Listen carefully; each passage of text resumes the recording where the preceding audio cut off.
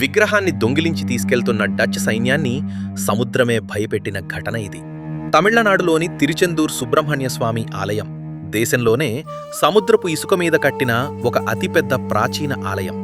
ఆలయ చరిత్ర ప్రకారం 1648లో డచ్ సైన్యం ఈ ఆలయం మీద దాడి చేసి గుడిలోని 6 ముఖాల షణ్ముఖుడి పంచలోహ విగ్రహాన్ని దొంగిలించారు. ఆ విగ్రహాన్ని ఓడలో తీసుకెళ్తుండగా మార్గమధ్యంలో సముద్రం అల్లకల్లోలంగా మారింది. ఇది ఆ విగ్రహ శాపమేమో అని భయపడిన వారు ఆ విగ్రహాన్ని సముద్రంలో పడేశారు. కొన్ని సంవత్సరాల తర్వాత ఆ విషయం ఒక భక్తుడికి కలలో తెలియడంతో నడి సముద్రంలో గరుడ పక్షి సంచరిస్తున్న ఆ ప్రదేశానికి వెళ్లి సముద్రం అడుగు నుంచి విగ్రహాన్ని సురక్షితంగా తీసుకొచ్చారు. ఇక్కడి గర్భగుడిలో కార్తికేయుడి వెనుక శివలింగం ఉంటుంది. ఇక్కడ స్వామివారు సాక్షాత్తు ఆ మహాశివుడికి పూజలు చేస్తారని ప్రతీక.